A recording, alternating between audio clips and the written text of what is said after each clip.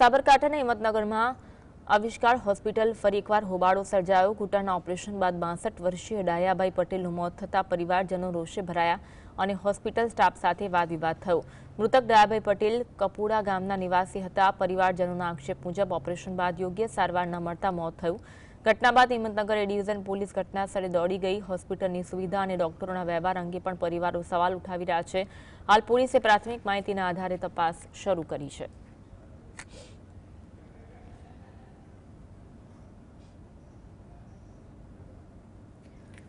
ઘૂંટણનું operation કરાવવામાં આવ્યું હતું, ત્યારબાદ ડાયાભાઈનું મોત થતાં પરિવારજનોએ ડોક્ટર્સે બેદરકારીનો આરોપ લગાવ્યો છે અને હોબાળો મચાવ્યો છે। આવિષ્કાર હોસ્પિટલ વધુ એક વખત વિવાદમાં આવી છે।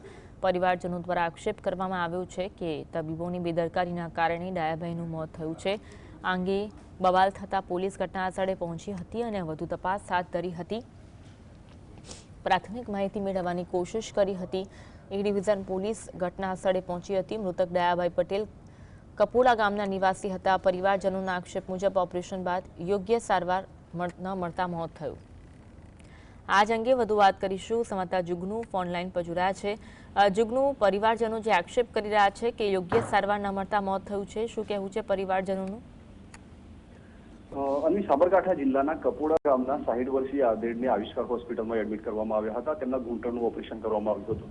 ત્યારે હિંમતનગરના ખ્યાતનામ 3 ડોક્ટરોએ આ ઓપરેશન કર્યું હતું અને બાદમાં દર્દીને આઈસીયુમાં રાખવાના હતા, પરંતુ આઈસીયુમાં ન રાખતા મોડી રાત્રે 9-10 વાગે તેમનું મોત નીપજ્યું હતું। ત્યારે આ વાતને લોકોએ ગંભીરતાથી લીધી હતી અને મૃતકના પરિવારજનો ઉપરાંત સરદાર પટેલ ગ્રુપ સેવાદળના કાર્યકરો ત્યાં દોડી આવ્યા હતા અને આ મામલે મોટો હોબાળો થયો હતો।